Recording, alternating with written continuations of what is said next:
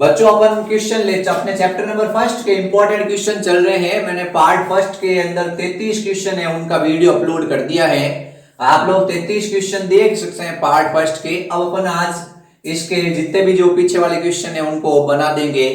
तो अपने आगे क्वेश्चन नंबर 34, 35, 36, 37 और 38 ये मैंने 5 क्वेश्चन लिखे हैं जो बहुत इंपॉर्टेंट है और आपको आंसर देने की कोशिश करनी है। ठीक है, तो अपने पास टाइम स्टार्ट होता है।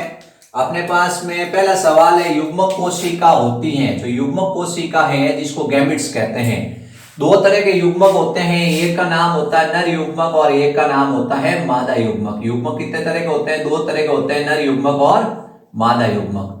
मादा युग्मक होता है उसको अंड कोशिका कहते हैं या उसको डिंब कहते हैं। ठीक है, और नर युग्मक होता है उसको शुक्राणु कहते हैं या पुंगाणु कहते हैं। ये ध्यान रखना है, उसको शुक्राणु के नाम से जाना जाता है या पुंगाणु के नाम से जाना जाता है। अब इसने सवाल पूछा है कि युग्मक कोशिका सदैव होती हैं। युग्मक सदैव आपको ध्यान रखना है अगुणित होते हैं। युग्मक सदैव अगुणित होते हैं, चाहे जनक अगुणित होगा तो भी युग्मक अगुणित होंगे। और अगर युग्मक आपको एक ही ध्यान रखना है, गैमेट सदैव क्या होते हैं? हैप्लॉइड होते हैं। कैसे होते हैं? हैप्लॉइड होते हैं। अब जैसे आपसे पूछा कि जनक है वो अगुणित है मान लो, तो युग्मक कैसे होंगे? तो युग्मक आपको बताना है अगुणित होंगे। ठीक है, ये चीज ध्यान रखनी। यहां पे कौन सा विभाजन होगा? समसूत्री विभाजन होगा। ठीक है, और अगर जनक द्विगुणित है और उससे जो युग्मक बनेंगे वो कैसे होंगे? वो भी अगुणित होंगे। तो चाहे जनक अगुणित होगा या जनक द्विगुणित होगा, युग्मक सदैव अगुणित ही होंगे, हैप्लॉइड ही होंगे। ये एक आपको गांठ बांध लेना है। जैसे आपसे पूछा जाता है युग्मक होते हैं, युग्मक पे गुणसूत्र के कितने समुच्चय होते हैं? आपके मन में आएगा n, यानी युग्मक अगुणित होते हैं। कभी भी आप द्विगुणित को राइट मत करना, बहुगुणित को राइट मत करना, त्रिगुणित को राइट मत करना, उत्तर होगा अगुणित। ठीक है, अब अगला सवाल है युग्मनज। युग्मनज क्या होता है कि ये नर युग्मक है, ये मादा युग्मक के साथ मिलता है और एक द्विगुणित संरचना बनाता है, यानी भ्रूणीय विकास की पहली कोशिका है। भ्रूणीय विकास की पहली कोशिका उसको कहते हैं युग्मनज। और युग्मनज का आगे विदलन होता है और भ्रूण बनता है। ये भ्रूणोद्भवन जो युग्मनज से प्रारंभ होता है और भ्रूण बनता है। ये जो भ्रूणोद्भवन क्रिया है वो युग्मनज से होती है। युग्मनज सदैव कैसा होता है? युग्मनज आपको बताना है सदैव द्विगुणित होता है। ये दो क्वेश्चन बहुत इंपॉर्टेंट जिसमें बच्चे कंफ्यूज रहते हैं। सवाल आता है जाइगोट होता है। जाइगोट मतलब क्या होगा? नर युग्मक और मादा युग्मक के संलयन से जो पहली कोशिका बनेगी उसको कहते हैं जाइगोट। जाइगोट सदैव द्विगुणित होता है। बहुविखंडन द्वारा कायिक जनन होता है, यानी बहुविखंडन द्वारा कायिक जनन किस में होगा? अमीबा है, प्रतिकूल परिस्थिति में अपने चार तरफ पुट्टी बनाता है और फिर उसके बाद बहुत सारी छोटे छोटे केंद्र बनते हैं और कोशिका दल उसके चार तरफ बन जाता है और फिर वो अलग हो जाता है। प्लाज्मोडियम, अमीबा दोनों बहुविखंडन प्रदर्शित करते हैं, कवक बहुविखंडन प्रदर्शित नहीं करता है। तो उपरोक्त फर्स्ट और सेकंड इसका उत्तर होगा। ये अपने ध्यान रखना है, उपरोक्त फर्स्ट और सेकंड इसका आंसर होगा। कौन सा प्राणी अमर है? ऐसा कौन सा प्राणी है जो अमर है जिसकी मृत्यु नहीं हो सकती है? पहला ऑप्शन है अमीबा, दूसरा केचुआ, तीसरा कॉकरोच, चौथा मृत्यु। ठीक है, इन सब की क्या होती है? निश्चित आयु होती है, उसके बाद ये सब मर जाते हैं। लेकिन अमीबा में क्या होता है? जो कायिक दर्व और जनन दर्व है उसके बीच में निश्चित सीमा नहीं होती है।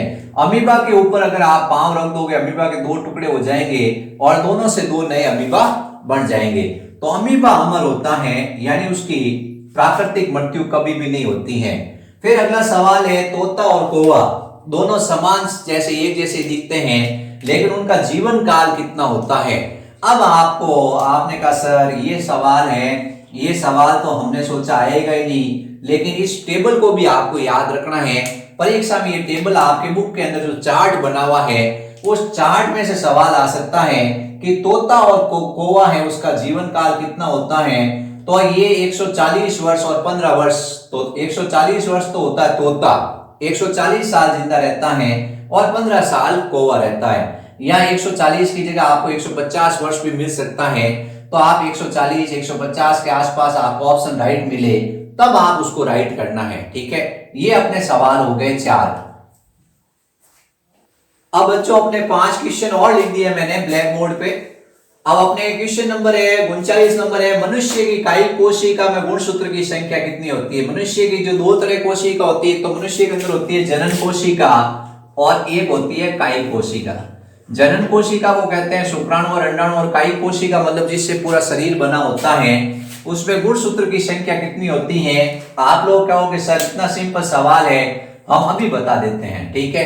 तो आपको इसका उत्तर बताना है 46। मनुष्य के शरीर की प्रत्येक कायिक कोशिका के अंदर क्या होते हैं, 46 गुणसूत्र होते हैं। 44 प्लस XX या 44 प्लस XY।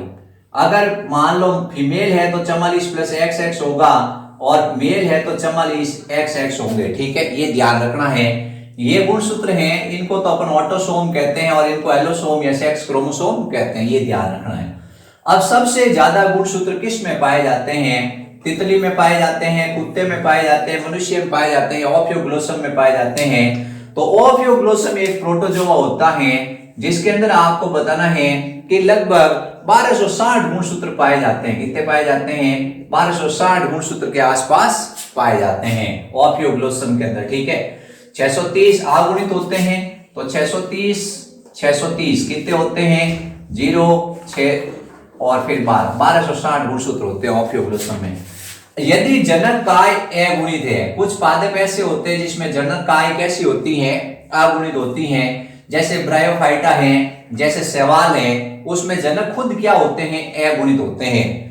तो युग्मक जनन के समय कौन सा विभाजन होगा, तो युग्मक जनन के समय आपको बताना है समसूत्री विभाजन होगा। यदि ये अगुणित है तब तो समसूत्री विभाजन होगा, और यदि जनक काय द्विगुणित है तो कौन सा विभाजन होगा, अर्धसूत्री। ये ध्यान रखना आपको, ठीक है। ये सवाल बहुत इंटरेस्टिंग सवाल है कि युग्मक जनन के समय कौन सा विभाजन होगा। यदि युग्मक काय है, जो जनक काय वो अगुणित होगी तब तो समसूत्री होगा, और जनक काय द्विगुणित है तो अर्धसूत्री होगा। जैसे हमारे अंदर जनक ये काय कैसी होती है, द्विगुणित होती हैं, तो अर्धसूत्री विभाजन द्वारा युग्मक बनते हैं। अब सवाल बहुत अंदर से ढूंढ के लाया हूं मैं, प्रकंद द्वारा कायिक जनन किस में होता है, यानी छोटे छोटे प्रकंद होते हैं उसके द्वारा कायिक जनन किस में होता है, तो उत्तर होगा केला। केला होता है, उसमें प्रकंद होता है जमीन के अंदर, उसके अंदर से छोटी नई कलिकाएं निकलती हैं। ये जैसे केले का तना है, इसको प्रकंद कहते हैं। इसको क्या किया जाता है, इसके अंदर से छोटी छोटी कलिकाएं निकलती हैं, इन कलिकाओं को काट कर नए केले बनाए जाते हैं। तो प्रकंद द्वारा कायिक जनन का उदाहरण है केला। इसकी जगह अदरक होता तो भी प्रकंद होता, हल्दी होता तो भी प्रकंद होता, ठीक है। आलू कंद है, जमीकंद है वो घनकंद है, अरबी है जो घनकंद है, तो इसका उत्तर होगा केला। अगला सवाल आ चुका, अपने 5 सवाल मैंने और लिखे हैं। पहला सवाल है पुनरुत्थ भवन द्वारा जनन किस प्राणी में होता है, यानी ऐसा कौन सा प्राणी होता है जिसके टुकड़े कर दिए जाए तो प्रत्येक टुकड़े से नया प्राणी बन जाता है। तो आपको हाइड्रा उत्तर बताना। हाइड्रा होता है, उसके शरीर में 2 टुकड़े कर देंगे, दोनों से प्रत्येक नया प्राणी बन जाएगा, ठीक है। कॉकरोच होता है, उसके टुकड़े करते ही कॉकरोच मर जाता है। मनुष्य का टुकड़ा करते ही मनुष्य मर जाता है। मॉलस्क का जंतुओं के टुकड़े करते ही मॉलस्क का जंतु मर जाते हैं। लेकिन हाइड्रा में क्या होता है, पुनरुत्थ भवन की अपार क्षमता होती है, यानी शरीर का कोई भाग है, उस भाग को तोड़ दिया जाएगा तो उसके स्थान पर नया भाग उत्पन्न हो जाएगा, ठीक है। अब निम्न में से कौन सा जीव है, निम्न में से कौन सा जीव है जो प्रतिकूल परिस्थिति के अंदर क्या होता है, प्रतिकूल परिस्थिति में लैंगिक जनन करता है, यानी एडवर्स कंडीशन आती है। प्रतिकूल परिस्थिति का मतलब ऐसी कंडीशन जो उसके अनुकूल नहीं होती हैं, उसमें कौन लैंगिक जनन करता है। शैवाल होता है, ये प्रतिकूल परिस्थिति में लैंगिक जनन करता है। कवक होता है जो प्रतिकूल परिस्थिति में लैंगिक जनन करता है।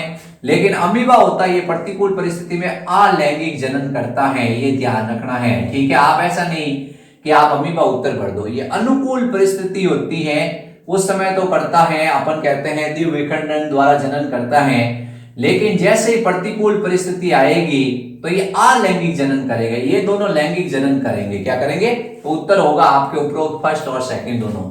विषम थैलेसी कवक, अब एक होता है सम थैलेसी और एक होता है विषम थैलेसी, यानी नर और मादा अलग अलग कवक में पाए जाते हैं। नर और मादा अलग अलग कवक में पाए जाते हैं। एक कवक है उसके अंदर नर जननांग है और दूसरे कवक के अंदर क्या है, मादा जननांग है। तो विषम थैलेसी यानी हेट्रोथैलिक होगा, नेचुरल सी बात है वो कैसा होगा, एक लिंगी होगा। ठीक है, ये आपको ध्यान रखना है। ऐसा नहीं आप उसको उभयलिंगी या द्विलिंगी भर दो।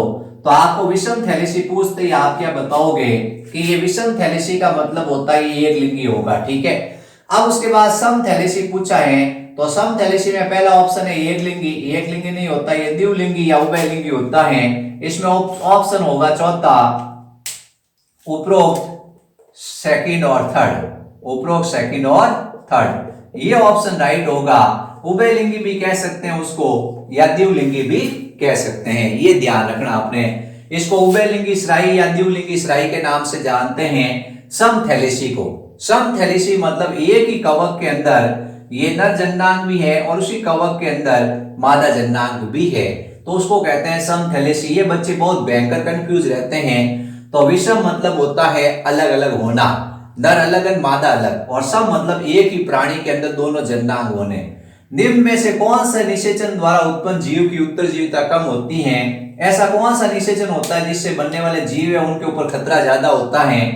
तो अपन जानते हैं बाह्य निषेचन से क्या होता है, बहुत अधिक संख्या में संतान बनती है। इतनी ज्यादा संतान बनती, इतनी ज्यादा मछलियां बनती, इतने ज्यादा मेंढक बनते हैं कि वो धरती पर क्या होते हैं, पूरी धरती पर फैल सकते हैं। तो बाह्य निषेचन द्वारा जो जीव बनते हैं उनको क्या होते हैं, शत्रु होते हैं, वो खा जाते हैं।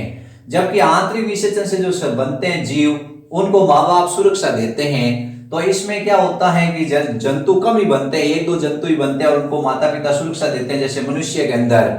बाह्य निषेचन में बहुत ज्यादा अंडे दिए जाते हैं, बहुत ज्यादा शुक्राणु दिए जाते हैं और बहुत ज्यादा बच्चे बनते हैं। तो ये बच्चे धरती पर, पूरी धरती पर राज कर लेते हैं। तो उनको क्या होता है, शत्रु ज्यादा होते हैं, तो उनकी उत्तरजीविता कम होती है, यानी उनको मार दिया जाता है। इसलिए क्या होता है, बाह्य निषेचन में उत्तरजीविता कम होती है।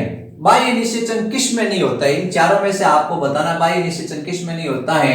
बॉनीफिश मछलियां सब शरीर से बाहर जल में निषेचन होता है। मेंढक में शरीर से बाहर जल में निषेचन होता है। शैवाल में शरीर से बाहर जल में निषेचन होता है। मानव में शरीर के अंदर निषेचन होता है, फैलोपियन नलिका के अंदर, ये ध्यान रखना है। अब मैं आपको 5-10 बड़े क्वेश्चन बता देता हूं बच्चों, जो इसमें आने लायक है परीक्षा के अंदर। तो आप लोग इसको नोट डाउन कर लें पेन और कॉपी लेकर। बहुत ही सिंपल क्वेश्चन है, और आप लोग मेरे को व्हाट्सएप कर दें, मेरे नंबर दे दूंगा मैं डिस्क्रिप्शन बॉक्स में, इसकी पीडीएफ भेज दूंगा। जो बड़े क्वेश्चन इस पार्ट में से आने लायक है। अब क्या होगा कि आपके वीडियो देखने में भी टाइम खराब होगा, तो आप लोग क्या है, तुरंत क्या है, मेरे को एक व्हाट्सएप कर दो कि सर इस पहले चैप्टर के 3-3 नंबर के क्वेश्चन आप हमें भेज दीजिए, जो हम याद कर लेंगे। ठीक है, और बाकी मेरे ये आप 3-3 नंबर के क्वेश्चन के आंसर है, इनके मैंने सारे के सारे वीडियो बना रखे हैं, उसका डिस्क्रिप्शन बॉक्स में मैं लिंक डाल दूंगा।